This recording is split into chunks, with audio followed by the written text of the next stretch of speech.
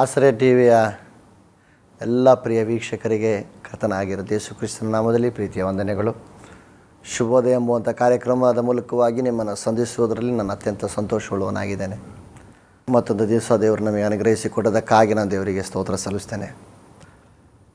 ಎಷ್ಟೊಂದು ಆಪತ್ತುಗಳು ಅನರ್ಥಗಳು ತುಂಬಿದಂಥ ಲೋಕ ನಾವು ಜೀವಿಸುವಂಥದ್ದು. ನಮ್ಮ ಸುತ್ತಲೂ ಎಷ್ಟೊಂದು ಅನರ್ಥಗಳು ನಡೆದು ಹೋಯಿತು.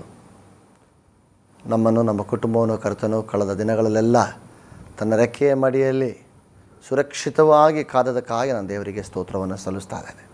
ನಾನು ಪ್ರತಿ ಸಾರಿ ಹೇಳುವಾಗೆ ಮತ್ತೆ ಹೇಳ್ತೇನೆ, ಇದು ನಮ್ಮ ಅರ್ಹತೆಯಲ್ಲ, ಇದು ನಮ್ಮ ಜ್ಞಾನವಲ್ಲ, ಇದು ನಮ್ಮ ಸಾಮರ್ಥ್ಯವಲ್ಲ, ಇದು ನಮ್ಮ ತೋಳುಬಲವಲ್ಲ, ಇದು ನಮ್ಮ ಯಾವುದೇ ಥರವಾಗಿರುವಂಥ ಪುಣ್ಯ ಕ್ರಿಯೆಗಳಿಂದ ಅಲ್ಲ, ಕೇವಲ ದೇವರು ನಮ್ಮ ಮೇಲಿಟ್ಟಿರುವ ಪ್ರೀತಿ ನಿಮಿತ್ತವಾಗಿ ನಾವು ಬದುಕಿ ಉಳಿದಿದ್ದೇವೆ.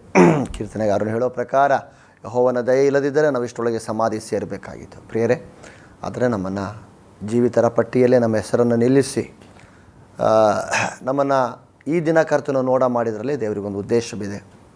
ನಾವು ಅದನ್ನು ಕಂಡುಕೊಂಡು ಕರ್ತನ ಚಿತ್ತ ಎನ್ನುವುದಾಗಿ ತಿಳಿದು ನಾವು ಆತನ ಚಿತ್ರದಲ್ಲಿ ಜೀವಿಸೋದಾದರೆ ಖಂಡಿತವಾಗಿಯೂ ನಮ್ಮ ಜೀವಿತದಲ್ಲಿ ನಾವು ಯಶಸ್ವಿಯಾಗಲಿಕ್ಕೆ ಕಾರಣ. ಅನೇಕ ಸಾರಿ ನಾವು ದೇವರ ಚಿತ್ತವನ್ನು ತಿಳಿಯದೆ ದೇವರ ಚಿತ್ತ ಎಂಬುದಾಗಿ ಅನ್ನಿಸುವಂಥ ಅನೇಕ ಮಾರ್ಗಗಳನ್ನು, ಸರಳ ಮಾರ್ಗಗಳನ್ನು ಅನುಸರಿಸಿ ಹೋಗುವ ನಿಮಿತ್ತವಾಗಿ ನಮ್ಮ ಜೀವನ ಶೂನ್ಯದಲ್ಲೂ, ನಿರಾಶೆಯಲ್ಲಿಯೂ, ದುಃಖದಲ್ಲಿಯೂ ನಾವು ಮುಗಿಸಬೇಕಾಗ್ತದೆ.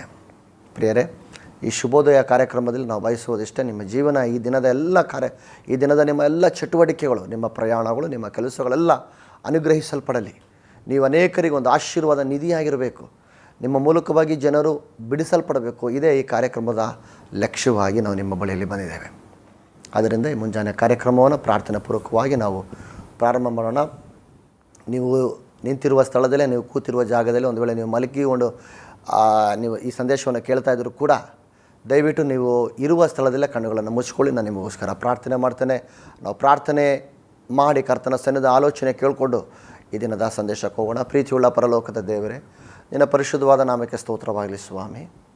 ನಾವು ಬಲಹೀನರು ಕರ್ತನೆ ಸ್ವಾಮಿ, ನಮಗೆ ತಿಳಿಯದವರು ಆಗಿದ್ದೇವೆ.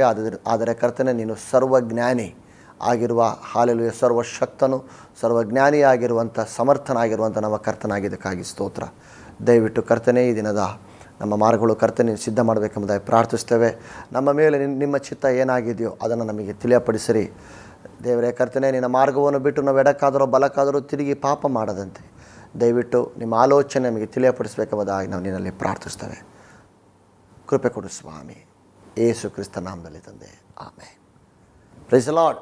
ಪ್ರಿಯ ವೀಕ್ಷಕರೇ, ಈ ದಿನದ ದೇವರ ಶಬ್ದವನ್ನು ಕೇಳೋಣ. ನಮ್ಮ ಸಂಗಡ ದೇವರಿಗೆ ಈ ದಿನ ಒಂದು ವಿಶೇಷವಾಗಿರುವಂಥ ಸಂದೇಶ ಕೊಡಲಿಕ್ಕಿದೆ. ನಮ್ಮ ಸಂಗಡ ಆತನು ಮಾತನಾಡಲಿಕ್ಕೆ ಬಯಸ್ತಾ ಇದ್ದಾನೆ. ಅದರಿಂದ ಭಾಳ ಪ್ರಾರ್ಥನಾ ಪೂರ್ವಕವಾಗಿ ನಾವು ದೇವರ ಸನ್ನಿಧಾನದಲ್ಲಿ ದೇವರ ವಾಕ್ಯದ ಹತ್ತಿರಕ್ಕೆ ಬರೋಣ. ನಾನು ನಿಮಗೋಸ್ಕರ ಒಂದು ವಾಕ್ಯವನ್ನು ಓದಲು ಬಯಸ್ತೇನೆ. 86ನೇ ಕೀರ್ತನೆ, ಸ್ಯಾಮ್ಸ್ 86, 86ನೇ ಕೀರ್ತನೆ, ಅದರ 11ನೆಯ ವಾಕ್ಯ ಈ ದಿನದ ಧ್ಯಾನಕ್ಕಾಗಿ ಆರಿಸಲ್ಪಟ್ಟಲಾಗಿದೆ. ಯೆಹೋವನೇ, ನಿನ್ನ ಮಾರ್ಗವನ್ನು ನನಗೆ ಬೋಧಿಸು, ನಿನ್ನ ಸತ್ಯತೆಯನ್ನು ನನ್ನ ದೃಷ್ಟಿಯಲ್ಲಿ ಇಟ್ಟುಕೊಂಡು ನಡೆಯುವೆನು. ನಾನು ನಿನ್ನ ನಾಮದಲ್ಲಿ ಭಯಭಕ್ತಿಯಿಂದ ಇರುವಂತೆ ಏಕ ಮನಸ್ಸನ್ನು ಅನುಗ್ರಹಿಸು. ಅದರ ಮೊದಲನೇ ಭಾಗ ನಾವು ಇವತ್ತು ಆಲೋಚನೆ ಮಾಡೋಣ. ನಂತರ ವಾಕ್ಯಗಳನ್ನು ಮುಂದಿನ ಧ್ಯಾನಗಳಲ್ಲಿ ಆಲೋಚನೆ ಮಾಡೋಣ. ಯೆಹೋವನೇ, ನಿನ್ನ ಮಾರ್ಗವನ್ನು ನನಗೆ ಬೋಧಿಸು. ನಾನು ಪ್ರಾರಂಭದಲ್ಲಿ ಹೇಳಿದ ಹಾಗೆ ನಮ್ಮ ಕುರಿತಾಗಿರುವಂಥ ದೇವರ ಬಳಿಯಲ್ಲಿ ಒಂದು ನಕ್ಷೆ ಇದೆ. ಅದನ್ನು ಬ್ಲೂ ಪ್ರಿಂಟ್ ಅಂತ ಏನು ಕರಿತೇವಲ್ಲ, ಒಂದು ಕಟ್ಟಡವನ್ನು ಕಟ್ಟುವುದಕ್ಕಿಂತ ಮುಂಚೆ ಒಂದು ಬ್ಲೂ ಪ್ರಿಂಟ್ ಸಿದ್ಧ ಮಾಡುವ ಪ್ರಕಾರ ನಮ್ಮ ಕುರಿತಾಗಿರುವಂಥ ಒಂದು ನಕ್ಷೆ, ನಾವೇನಾಗಬೇಕು, ನಾವು ಎಲ್ಲಿಗೆ ಹೋಗಬೇಕು, ನಮ್ಮ ಕುರಿತಾಗಿ ದೇವರ ಕೈಯಲ್ಲಿ ಒಂದು ನಕ್ಷೆ ಇದೆ. ಪ್ರಿಯ ವೀಕ್ಷಕರೇ, ನಾವು ಆ ದೇವರ ಪ್ಲ್ಯಾನನ್ನು ಚೆನ್ನಾಗಿ ಅರ್ಥ ಮಾಡಿಕೊಂಡ್ರೆ ಖಂಡಿತವಾಗಿಯೂ ನಮ್ಮ ಯೋಜನೆಗಳು ಅಥವಾ ನಾವು ಹಾಕ್ಕೊಂಡಿರುವಂಥ ಪ್ಲ್ಯಾನುಗಳೆಲ್ಲ ಸಕ್ಸಸ್ ಆಗ್ತದೆ. ಅದಕ್ಕೋಸ್ಕರ ಭಕ್ತನಾಗಿರುವ ದಾವೀದನು 86ನೇ ಕೀರ್ತನೆ ಬರೆಯುವಾಗ ಅದೇ ದೇವರ ಹತ್ರ ಕೇಳ್ಕೊಳ್ತಾನೆ, ಯೆಹೋವನೇ, ದಯವಿಟ್ಟು ನಿನ್ನ ಮಾರ್ಗ ನನಗೆ ಬೋಧಿಸು. ಹಲವಾರು ಮಾರ್ಗಗಳು ನಮ್ಮ ಮುಂದೆ ಇದೆ, ಎಲ್ಲ ಸರಿ ಆಗಬೇಕಂತಾಗಿಲ್ಲ. ಕನ್ಫ್ಯೂಷನ್ ಮಾಡ್ತದೆ. ನಮ್ಮ ದೈನಂದಿನ ಜೀವಿತದಲ್ಲಿ ನಮಗೆ ಸರಿ ತೋರಿಸುವಂಥ ಅನೇಕ ಸರಳ ಮಾರ್ಗಗಳಿದೆ, ಇಕ್ಕಟ್ಟಾದ ದಾರಿಗಳಿದೆ. ಆದರೆ ಅದರಲ್ಲಿ ಅವೆಲ್ಲ ದೇವ್ರದ್ದಾಗಬೇಕಂತಾಗಿಲ್ಲ. ದೇವ್ರದ್ದು ಚಿತ್ತ ಒಂದು ಮಾತ್ರ, ದೈವ ಆಲೋಚನೆಯ ಪ್ರಕಾರವಾಗಿ ನಾವು ನಡೆಯುವರಾಗಿರಬೇಕು. ಪ್ರಿಯರ ಮಕ್ಕಳೇ, ಅದಕ್ಕೆ ಹಾಗಿದ್ರೆ ನಾವು ನೋಡೋಣ, ಆ ಕೀರ್ತನೆಗಾರನ ಒಟ್ಟಿಗೆ ಸೇರಿ ನಾವು ಕೂಡ ಕರ್ತನಲ್ಲಿ ಪ್ರಾರ್ಥನೆ ಮಾಡೋಣ. ಕರ್ತನೆ, ಈ ದಿನದ ನನ್ನ ಮಾರ್ಗವನ್ನು ನನಗೆ ಬೋಧಿಸು. ನಾನು ಏನು ಮಾಡಲಿ, ನನ್ನ ಬಾಯಿಂದ ಆಡಬೇಕಾಗಿರೋ ಮಾತುಗಳು ಏನೇನಾಗಿವೆ ಎಂಬುದನ್ನು ನನಗೆ ನೀನು ತಿಳಿಯಪಡಿಸು ಎಂಬುದಾಗಿ ನಾವು ಕೀರ್ತನೆಗಾರನ ಜೊತೆಗೆ ಸೇರಿ ದೇವರಲ್ಲಿ ಆಲೋಚನೆ ಕೇಳ್ಕೊಳ್ಳೋಣ. ಕರ್ತನು ನಮ್ಮ ಸಂಗಡ ಮಾತನಾಡಲು ಬಯಸುವನಾಗಿದ್ದಾನೆ. ಯೆಶಾಯನ ಪ್ರವಾದನೆ ಗ್ರಂಥ 55ನೇ ಅಧ್ಯಾಯದ 9ನೇ ವಾಕ್ಯದಲ್ಲಿ ಈ ರೀತಿಯಾಗಿ ಓದ್ತೇವೆ, ನಿಮ್ಮ ಮಾರ್ಗಗಳಲ್ಲ ನನ್ನ ಮಾರ್ಗ, ನಿಮ್ಮ ಆಲೋಚನೆಗಳು ಅಲ್ಲ ನನ್ನ ಆಲೋಚನೆಗಳು. ಭೂಮಿಯು ಆಕಾಶಕ್ಕಿಂತ ಎಷ್ಟು ಉನ್ನತವಾಗಿದೆಯೋ ನನ್ನ ಆಲೋಚನೆಗಳು ನಿಮ್ಮ ಆಲೋಚನೆಗಳಿಗಿಂತ ಅಷ್ಟು ಎತ್ತರವಾಗಿದೆ, ಉನ್ನತವಾಗಿದೆ ಎಂಬುದಾಗಿ ಗೊತ್ತಾಗಿದ್ದರೆ ದೇವರ ಆಲೋಚನೆಗಳು ನಮ್ಮ ಕುರಿತಾಗಿ ಬಹಳ ಉನ್ನತವಾಗಿದೆ. ನಾವು ಈಗ ಈ ಸಂದೇಶವನ್ನು ಬೆಳಗ್ಗೆ ಕೇಳ್ತಾ ಇದ್ದೇವೆ, ಸಂಜೆ ನಾವು ಎಲ್ಲಿರ್ತೇವೆ ಏನಾಗ್ತೇವೆ ಎಂಬುದಾಗಿ ನಮಗೆ ಗೊತ್ತಿಲ್ಲ. ಬಟ್ ಒಂದು ದಿನ ಸಾಯಂಕಾಲ ಯಾಕೆ, ಈ ಮಧ್ಯಾಹ್ನದಲ್ಲಿ ನಮ್ಮ ಕುರಿತಾಗಿರುವಂಥ ಆಲೋಚನೆ ನಮಗೆ ಗೊತ್ತಿಲ್ಲ. ಆದರೆ ಸರ್ವಶಕ್ತನಾಗಿರುವಂಥ ದೇವರು, ಅಗಮ್ಯ ಜ್ಞಾನದಲ್ಲಿ ಸರ್ವಜ್ಞಾನಿಯಾಗಿರುವಂಥ ದೇವರು, ನಾವು ಹುಟ್ಟಿದ ದಿನದಂದೇ ಅಥವಾ ನಾವು ಹುಟ್ಟುವುದಕ್ಕಿಂತ ಮುಂಚಿತವಾಗಿಯೇ ನಮ್ಮ ಜೀವನದ ಎಲ್ಲ ದಿವಸಗಳು ಅವರ ಪುಸ್ತಕದಲ್ಲಿ ಬರೆದಿಟ್ಟಿದೆ ಎಂಬುದಾಗಿ ನಾವು ಓದುತ್ತೇವೆ. ಯೆರೆಮೀಯನ ಪ್ರವಾದನೆ ಗ್ರಂಥ 1ನೇ ಅಧ್ಯಾಯದನ್ನು ನಾವು ಓದುವಾಗ ಯೆರೆಮೀಯ ಹೇಳ್ತಾನೆ, ನಾನು ಮಾತೃ ಗರ್ಭದಲ್ಲಿರುವಾಗಲೇ ನೀನನ್ನು ಆರಿಸಿಕೊಂಡೆ, ನನ್ನ ಪಿಂಡವಾಗಿರುವಾಗಲೇ ನೀನನ್ನು ಆರಿಸಿಕೊಂಡೆ. ಹಾಗಿದ್ರೆ ನಾವು ಏನು ಆಗ್ತೇವೆ, ನಾವು ಎಲ್ಲಿ ತಲುಪುತ್ತೇವೆ, ನಮ್ಮ ಕುರಿತಾಗಿರುವಂಥ ಸಕಲ ಆಲೋಚನೆಗಳು ದೇವರ ಪದ್ಧತಿಯಲ್ಲಿ, ಪ್ಲಾನಿನಲ್ಲಿ ಒಳಗೊಂಡಿದೆ. ಆದ್ದರಿಂದ ಪ್ರಿಯ ದೇವರ ಮಕ್ಕಳೇ, ಇಲ್ಲಿಯವರೆಗೆ ನಿನ್ನ ಜೀವಿತದಲ್ಲಿ ಸಂಭವಿಸಿದೆಲ್ಲ ಆಕಸ್ಮಿಕವಾಗಿ ಏನೂ ಸಂಭವಿಸಲಿಲ್ಲ. ಇವತ್ತು ನೀನು ಹಾದು ಹೋಗುತ್ತಿರುವಂಥ ಸಮಸ್ಯೆ ಇದೆಯಲ್ಲ, ಇವತ್ತು ನಿನ್ನ ಮುಂದೆ ಎದುರಾಗಿ ನಿಂತಿರುವಂಥ ಸವಾಲಿದೆಯಲ್ಲ, ಇದು ಸಹ ದೇವರ ಚಿತ್ತಾನುಸಾರವಾಗಿ ಬಂದದ್ದು ಬಿಟ್ಟು ಆಕಸ್ಮಿಕವಾಗಿ ಬಂದದೆ ಎಂಬುದಾಗಿ ನೀನು ಆಲೋಚಿಸಬೇಡ. ಹಾಗಿದ್ರೆ ಪ್ರಿಯರ ಮಕ್ಕಳೇ, ನಾವು ಈ ಸಮಸ್ಯೆಯನ್ನು ನಾವು ಇದರಿಂದ ನಾವು ಹೇಗೆ ದೇವರ ಚಿತ್ತವನ್ನು ಹೇಗೆ ತಿಳಿದುಕೊಂಡು ಇದರಿಂದ ಮುಂದೆ ಹೋಗೋದೆಂಬುದಾಗಿ ನಾವು ಅರ್ಥ ಮಾಡ್ಕೊಳ್ಬೇಕಾಗಿದೆ. ನಾನು ಮತ್ತೆ ಹೇಳ್ತೇನೆ, ದೇವರ ಮಕ್ಕಳಾಗಿರೋ ನಮ್ಮ ಜೀವಿತದಲ್ಲಿ ಯಾವುದು ಕೂಡ ಆಕಸ್ಮಿಕವಿಲ್ಲ. There is no accidental issues, ಯಾವುದೇ ಕೂಡ ಆಕಸ್ಮಿಕವಿಲ್ಲ. ನೀವು ಸಹ ದಾವೀದನೊಟ್ಟಿಗೆ ಸೇರಿ ನಾವು ಕೇಳ್ಕೊಂಡು, ದೇವರೇ ನಿನ್ನ ಮಾರ್ಗ ನನಗೆ ತಿಳಿಯಪಡಿಸು. ಜ್ಞಾನೋಕ್ತಿಗಳ ಪುಸ್ತಕ 14ನೇ ಅಧ್ಯಾಯದ 12ನೇ ವಾಕ್ಯದಲ್ಲಿ ನಾವು ಓದ್ತೇವೆ, ಮನುಷ್ಯನಿಗೆ ಸರಿ ಬೀಳುವಂಥ ಒಂದು ದಾರಿ ಉಂಟು, ಕಟ್ಟಕಡೆಗೆ ಅದು ಮರಣ ಮಾರ್ಗವೇ. ನಮ್ಮ ಜೀವನದಲ್ಲಿ ನಮಗೆ ಸರಿ ಬೀಳುವಂಥ ದಾರಿಗಳು ಅದು ದೇವರಿಗೆ ಮೆಚ್ಚುಗೆ ಆಗಬೇಕು ಅಂತ ಇಲ್ಲ. ಒಂದು ವೇಳೆ ಅದರಲ್ಲಿ ಪ್ರಯಾಣ ಮಾಡಿದರೂ ಕೂಡ ಅದು ನಮ್ಮನ್ನು ಮರಣ ಮಾರ್ಗದಲ್ಲಿ ನಡೆಸ್ತದೆ. 103ನೇ ಕೀರ್ತನೆ ನಾನು ನಿಮಗೋಸ್ಕರ ಓದಲು ಬಯಸ್ತೇನೆ. 103ನೇ ಕೀರ್ತನೆ 7ನೇ ವಾಕ್ಯ. ಆತನು ಅಂದರೆ ದೇವರು ಮೋಶೆಗೆ ತನ್ನ ಮಾರ್ಗವನ್ನು, ಇಸ್ರಾಯೇಲರಿಗೆ ತನ್ನ ಕೃತ್ಯಗಳನ್ನು ಪ್ರಕಟಿಸಿದನು. ಮೋಶೆ ಸಹ, ಭಕ್ತನಾಗಿರುವಂಥ ಮೋಶೆ ಕುರಿತಾಗಿ ನಾವು ಓದ್ತೇವೆ, ಮೋಶೆ ಸಹ ಒಂದು ಸಾರಿ ದೇವರ ಹತ್ರ ಪ್ರಾರ್ಥನೆ ಮಾಡ್ತಾನೆ. ವಿಮೋಚನ ಕಾಂಡ 32, 33ನೇ ಅಧ್ಯಾಯಗಳು ನಾನು ಹೇಳುವಂಥ ಈ ಕಥೆಯ ಸಾರಾಂಶದಲ್ಲಿ ಬರೆಯಲ್ಪಟ್ಟಿದೆ. ದೇವರೇ, ನಾನು ಈ ಜನಾಂಗವನ್ನು ನಡೆಸಿಕೊಂಡು ಹೇಗೆ ಹೋಗಲಿ, ಅದಕ್ಕಿರುವಂಥ ಸಾಮರ್ಥ್ಯ ನನ್ನಲ್ಲಿಲ್ಲ. ಆಗ ದೇವರು ಹೇಳ್ತಾನೆ, ಸರಿ ಮೋಶೆ, ಇವರನ್ನು ನಡೆಸಿಕೊಂಡು ಹೋಗ್ಲಿಕ್ಕಿರುವುದಕ್ಕೆ ನನ್ನ ದೂತನನ್ನು ಕಳಿಸ್ಕೊಡ್ತೇನೆ. ಆಗ ಮೋಶೆ ಹೇಳ್ತಾನೆ, ನಿನ್ನ ದೂತನು ನನಗೆ ಸಹಾಯಕನಾಗಿ ಬಂದರೆ ಸಾಲದು, ನೀನೇ ನನ್ನ ಸಂಗಡ ಬರಬೇಕು. ಅಲ್ಲೊಂದು ಮಾತು ಸಹ ಮೋಶೆ ಸೇರಿ ಹೇಳ್ತಾನೆ, ನೀನು ಬಾರದೇ ಇದ್ದರೆ ನನ್ನನ್ನು ಕೂಡ ಹೋಗಗೊಳಿಸಬೇಡ. ಹಾಗೆ ಪ್ರಾರ್ಥನೆ ಮಾಡಿದಂಥ ಮೋಶೆಗೆ ಉತ್ತರ 103ನೇ ಕೀರ್ತನೆ ಓದಿದ ವಾಕ್ಯದಲ್ಲಿದ್ದು, ಆತನು ಮೋಶೆಗೆ ತನ್ನ ಮಾರ್ಗವನ್ನು ತಿಳಿಯಪಡಿಸಿದನು. ಪ್ರಿಯರ ಮಕ್ಕಳೇ, ನಮ್ಮ ಜೀವನದಲ್ಲಿ ನಮಗೆ ಎದುರಾಗುವಂಥ ವಿಷಯಗಳಲ್ಲಿ ದೇವರ ಬಳಿ ನಿನ್ನ ಆಲೋಚನೆ ಕೇಳಿಕೊಂಡ್ರೆ ಖಂಡಿತವಾಗಿ ಅವನು ನಿನಗೆ ಮಾರ್ಗವನ್ನು ತಿಳಿಯಪಡಿಸ್ತಾನೆ. ಆದಿಕಾಂಡ 19ನೇ ಅಧ್ಯಾಯ ಓದುವಾಗ ಅಬ್ರಹಾಮನ ಸಂಗಡ ಬಂದಂಥ ದೇವದೂತನ ವೇಷದಲ್ಲಿದ್ದಂಥ ದೇವರು ಹೇಳ್ತಾನೆ, ನಾನು ನನ್ನ ದಾಸರಾಗಿರುವಂಥ ಅಬ್ರಹಾಮನಿಗೆ ನಾನೇನಾದರೂ ಮರೆಯಾಗಿಟ್ಟೇನೆ ಎಂಬುದಾಗಿ. ಅಂದರೆ ಆ ಸೊದೋಮನ ದೇವರು ನಾಶ ಮಾಡಲಿಕ್ಕೆ ಹೋಗುವಾಗ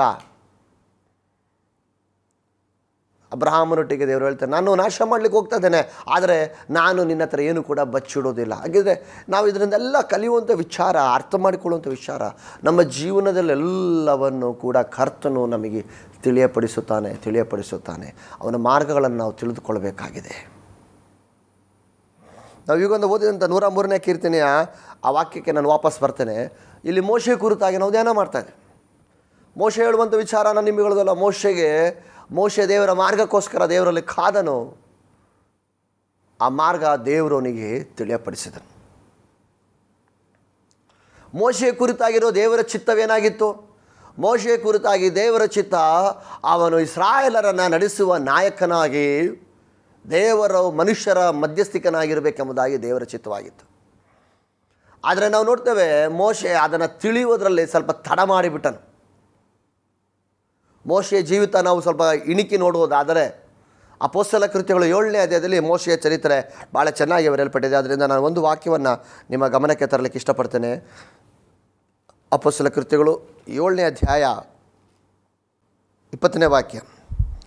ಆ ಸಮಯದಲ್ಲಿ ಮೋಶೆ ಹುಟ್ಟಿದನು. ಅವನು ದಿವ್ಯ ಸುಂದರನಾಗಿದ್ದು ಮತ್ತು ತಂದೆಯ ಮನೆಯಲ್ಲಿ 3 ತಿಂಗಳು ಸಾಕಲ್ಪಟ್ಟನು. ಆಮೇಲೆ ಅವನನ್ನು ಹೊರಗೆ ಹಾಕಿದಾಗ ಫರೋಹನನ ಮಗಳು ಅವನನ್ನು ಎತ್ತುಕೊಂಡು ಹೋಗಿ ತನ್ನ ಮಗನಾಗಿ ಸಾಕಿದಳು. ಇನ್ನು ಓದುವ ವಾಕ್ಯಗಳು ದಯವಿಟ್ಟು ಗಮನಿಸಿ. 22ನೇ ವಾಕ್ಯ. ಮೋಶೆಯು ಐಗುಪ್ತ ದೇಶದವರ ಸರ್ವ ವಿದ್ಯೆಗಳಲ್ಲಿಯೂ ಉಪದೇಶಗಳಲ್ಲಿಯೂ ಮಾತುಗಳಲ್ಲಿಯೂ ಕಾರ್ಯಗಳಲ್ಲಿಯೂ ಸಮರ್ಥನಾಗಿದ್ದನು. ಅವನಿಗೆ 40 ವರ್ಷ ವಯಸ್ಸು ತುಂಬುತ್ತಾ ಇರಲು ಇಸ್ರಾಯೇಲ್ ವಂಶಸ್ಥರಾದ ತನ್ನ ಸಹೋದರನು ಹೋಗಿ ನೋಡಬೇಕೆಂದು ಆಶೆಯು ಅವನ ಹೃದಯದಲ್ಲಿಟ್ಟಿತು. ಅಲ್ಲಿ ನಡೆದಂಥ ಚರಿತ್ರೆ ಬರೆಯಲ್ಪಟ್ಟಿದೆ. ಪ್ರಿಯರೇ, ನಾವು ಕಲಿಯುವಂಥ ವಿಷಯ, ಮೋಶೆ ಫರೋಹನನ ಅರಮನೆಯಲ್ಲಿ ದೇವರು ಅವನಿಗೆ ಟ್ರೈನಿಂಗನ್ನು ಕೊಟ್ಟು ಸಾಕಿದ್ರು. ಯಾಕಂದರೆ ಅವನ ಮೇಲೆ ದೇವರಿಗೊಂದು ನಕ್ಷೆ ಇತ್ತು, ಒಂದು ಚಿತ್ರವಿತ್ತು, ಒಂದು ಬ್ಲೂ ಪ್ರಿಂಟ್ ಇತ್ತು. ಇವನು ಇಸ್ರಾಯೇಲರನ್ನು ನಡೆಸುವ ನಾಯಕನಾಗಬೇಕಾಗಿತ್ತು. ಆದರೆ ಮೋಶೆ ನಾವು ನೋಡ್ತೇವೆ, ನನಗೆ ಆ ವಾಕ್ಯಗಳನ್ನು ಕೆಳಗೆ ಓದುವಾಗ ಒಂದು ಸಾರಿ ಏನು ಮಾಡ್ತಾನೆ, ನಮಗೆ ಗೊತ್ತಿರುವಂಥ ಚರಿತ್ರೆ ವಿಮೋಚನಾ ಕಾಂಡದಲ್ಲಿ ಓದ್ತೇವೆ. ಹಾಗೂ ಅಪೊಸ್ತಲ ಕೃತ್ಯಗಳು ಸ್ಟೇಫನು ಕೂಡ ಅದನ್ನು ತನ್ನ ಪ್ರಸಂಗದಲ್ಲಿ ಹೇಳುವಂಥ ಮಾತುಗಳು. ಮೋಶೆಯ ಕುರಿತಾಗಿ ದೇವರ ಚಿತ್ತ ಅವನು ಇಸ್ರಾಯೇಲರಿಗೆ ನಾಯಕನಾಗಬೇಕೆಂಬುದಾಗಿ. ಆದರೆ ಮೋಶೆ ಅದನ್ನು ಅರಿತುಕೊಳ್ಳದೆ ಅವನು ಏನು ಮಾಡ್ತಾನೆ ಅಂದರೆ ಐಗುಪ್ತನನ್ನು ಹೊಡೆದು ಅವನನ್ನು ಕೊಲೆ ಮಾಡಿ ಅವನಲ್ಲಿಂದ ದೇಶವನ್ನು ಬಿಟ್ಟು ಹೋಗಬೇಕಾಗ್ತದೆ. ಹಾಗೆ ನಾವು ಮೋಶೆಯ ಜೀವಿತವನ್ನು ನಾವು ಕಲಿಯುವಾಗ ಮೋಶೆಯು 120 ವರ್ಷ ಬದುಕಿದನು. ಈ 120 ವರ್ಷ ಮೋಶೆಯ ಜೀವಿತವನ್ನು ಅದನ್ನು 3 ಭಾಗವಾಗಿ ನಾವು ಅದನ್ನು ಕಲಿತೇವೆ. ಅದರ ಬೈಬಲ್ ಕೂಡ ಹಾಗೆ ಕಲಿಸ್ತದೆ. ನೋಡ್ರಿ, ಅದರ 30ನೇ ವಾಕ್ಯ. 40 ವರ್ಷ ತುಂಬಿದ ಮೇಲೆ ದೇವದೂತನು ಸೀನಾಯಿ ಅಡವಿಯಲ್ಲಿ ಮುಳ್ಳಿನ ಪೊದೆಯೊಳಗೆ ಉರಿಯುವ ಬೆಂಕಿಯಲ್ಲಿ ಅವನಿಗೆ ಕಾಣಿಸಿಕೊಂಡನು. ಈ 40 ವರ್ಷ ಯಾವುದು? ಅದೇ ನಾನು ಹೇಳ್ತಾ ಇರೋದು, ಮೋಶೆಯ ಜೀವಿತವನ್ನು ನಾವು 3 ಭಾಗವಾಗಿ ವಿಂಗಡಿಸಿ ಕಲಿಯುತ್ತೇವೆ. ಮೊದಲನೆಯ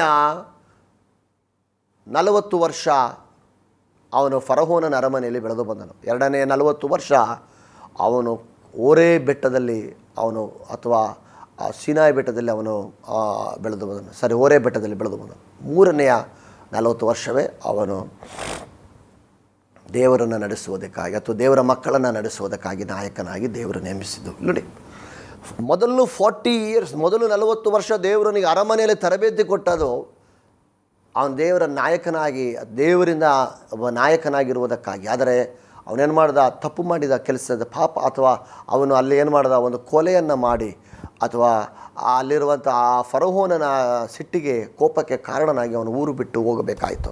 ಹಾಗೆ 40 ವರ್ಷ ಅವನು ಅಡವಿಯಲ್ಲಿ ಕುರಿಗಳನ್ನು ಮೇಯಿಸುತ್ತಾ ಇದ್ದನು. ಆ 40 ವರ್ಷ ತುಂಬಿದ ಮೇಲೆ ದೇವರವನಿಗೆ ಕಾಣಿಸಿಕೊಂಡನೆಂಬುದಾಗಿ. ಅಲ್ಲಿಗೆ ಮೊದಲು 40 ವರ್ಷ ಅರಮನೆಯಲ್ಲಿ ಕಳೆದನು. ಮತ್ತೆ ಉಳಿದಂಥ 40 ವರ್ಷ ಅವನು ಹೊರೆ ಬೆಟ್ಟದಲ್ಲಿ ಕಳೆದನು. 80 ವರ್ಷ ಮೋಶೆ ಕಳೆದು ಹೋಯಿತು. ಲಾಸ್ಟ್ ಉಳಿದಂಥ 3ನೇ ಭಾಗ, 80ರಿಂದ 120 ವರ್ಷ ಮಾತ್ರವೇ, ಅಥವಾ ಲಾಸ್ಟ್ 40 ಇಯರ್ಸ್ ಕಡೆ ಭಾಗ ಮಾತ್ರವೇ ಅವನು ನಾಯಕನಾಗಿ ಬಂದದ್ದು. ಪ್ರಿಯದೇವರ ಮಕ್ಕಳು, ನಾವು ಇದರಿಂದ ಕಲಿಯುವಂಥ ಪಾಠವೇನು? ಪಾಠ 1, ಮೋಶೆ ದೇವರ ಚಿತ್ತವನ್ನು ಅರಿಯದೆ ಅವನು ಸಮಯವನ್ನು ವ್ಯರ್ಥ ಮಾಡಿಕೊಳ್ಳಬೇಕಾಗಿತ್ತು.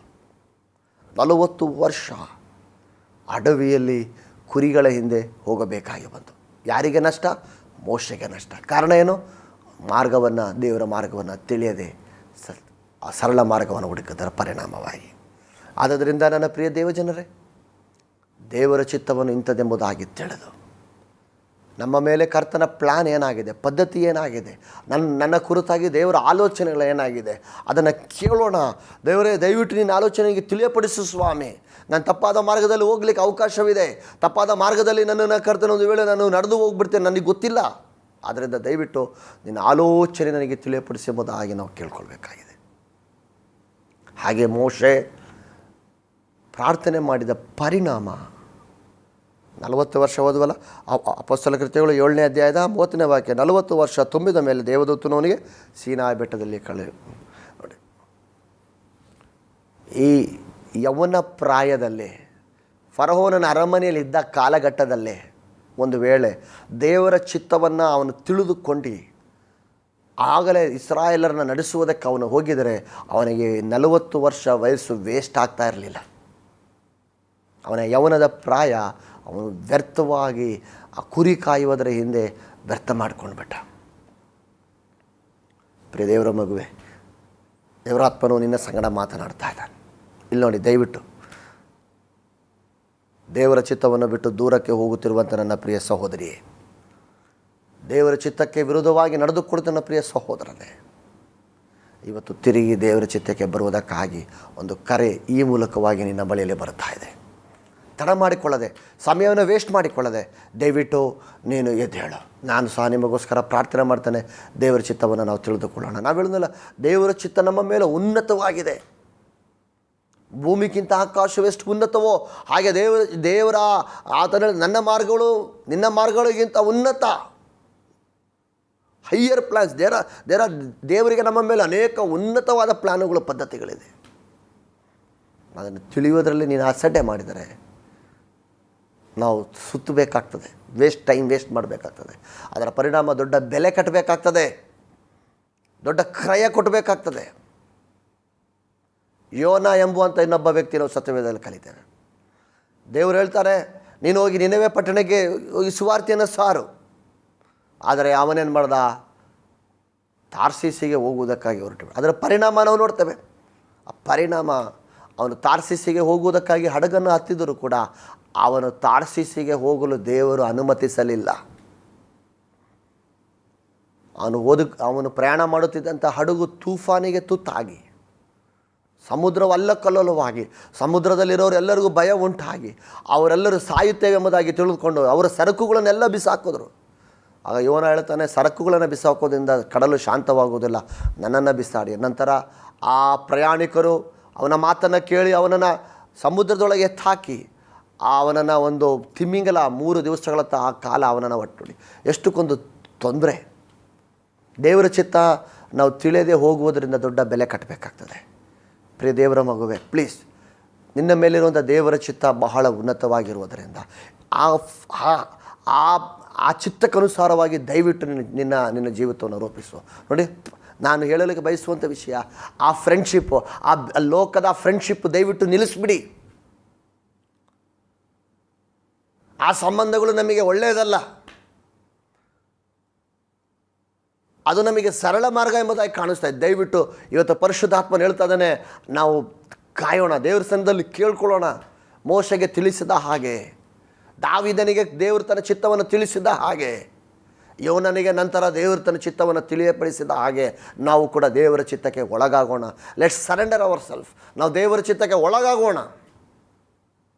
ಪ್ರಾರ್ಥನೆ ಮಾಡಲಿಕ್ಕೆ ಕಣ್ಣುಗಳನ್ನು ಮುಚ್ಚಿಕೊಳ್ಳಿ. ಪರಿಶುದ್ಧನಾದ ದೇವರೇ, ನಿನ್ನ ಆಲೋಚನೆಗಳಿಗಾಗಿ ಸ್ತೋತ್ರ ಸ್ವಾಮಿ. ನಿಮ್ಮ ಆಲೋಚನೆಗಳಲ್ಲ ನನ್ನ ಆಲೋಚನೆಗಳು, ನಿಮ್ಮ ಮಾರ್ಗಗಳಲ್ಲ ನನ್ನ ಮಾರ್ಗಗಳು. ಭೂಮಿಗಿಂತ ಆಕಾಶವೆಷ್ಟು ಉನ್ನತವಾಗಿದೆಯೋ ನನ್ನ ಆಲೋಚನೆಗಳು ನಿಮ್ಮ ಆಲೋಚನೆ ಅಷ್ಟು ಉನ್ನತವಾಗಿದೆ ಎಂಬುದಾಗಿ ಹೇಳಿದಂಥ ನನ್ನ ದೇವರೇ, ಈ ಪ್ರಿಯ ಮಗುವಾಗಿ, ಈ ಪ್ರಿಯ ತಾಯಿಗಾಗಿ, ಸಹೋದರನಿಗಾಗಿ ನಾನು ಪ್ರಾರ್ಥಿಸ್ತಾ ಇದ್ದೇನೆ. ನಿನ್ನ ಚಿತ್ತ ಅವರ ಮೇಲೆ ಏನಾಗಿದೆ ಎಂಬುದನ್ನೇ ನೀನು ಕರ್ತನೆ ತಿಳಿಯಪಡಿಸಿ ಎಂಬುದಾಗಿ ಪ್ರಾರ್ಥಿಸ್ತೇವೆ. ನಿನ್ನ ಚಿತ್ತವನ್ನು ಅರಿಯದೆ, ನಿನ್ನ ಮಾರ್ಗವೆಂಬುದಾಗಿ ಅರಿಯದೆ ಸರಳ ಮಾರ್ಗವನ್ನು ಇಟ್ಟುಕೊಂಡು ಹೋಗುತ್ತಿರುವಂಥ ಆ ಪ್ರಿಯ ಸಹೋದರನ ಕರ್ತನೇ ನೀನು ಮಾತನಾಡು ಸ್ವಾಮಿ. ಅದು ಕಟ್ಟ ಕಡೆಗೆ ಮರಣ ಮಾರ್ಗವಾಗಿರುವುದರಿಂದ ದಯವಿಟ್ಟು ನಮ್ಮನ್ನು ಅದರೊಳಗಿಂದ ಪಾರು ಮಾಡಬೇಕೆಂಬುದಾಗಿ ನಾವು ಪ್ರಾರ್ಥಿಸ್ತೇವೆ. ಸಹಾಯ ಮಾಡು. ಈ ದಿನದ ಕೆಲಸವೆಲ್ಲ ಸಫಲ ಮಾಡು. ಅವ್ರ ಕೈ ಇಡುವ ಕೆಲಸಗಳು ಅನುಗ್ರಹಿಸಲ್ಪಡ, ಅವ್ರು ಹೋಗುವ ದಾರಿಗಳು ಅನುಗ್ರಹಿಸಲ್ಪಡಲಿ.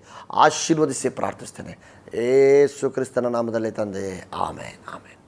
ಪ್ರಿಯ ವೀಕ್ಷಕರೇ, ಈ ದಿನ ನಿಮ್ಮ ಜೀವಿತದಲ್ಲಿ ದೊಡ್ಡ ಯಶಸ್ಸುಂಟಾಗಲಿ, ನೀವು ಹೋಗುವ ಕೆಲಸಗಳು ನಿಮಗೆ ಸಫಲವಾಗಲಿ ಎಂಬುದಾಗಿ ಹಾರೈಸ್ತಾ ದೇವರು ನಿಮ್ಮನ್ನು ಆಶೀರ್ವದಿಸಿ. God bless you. Thank you.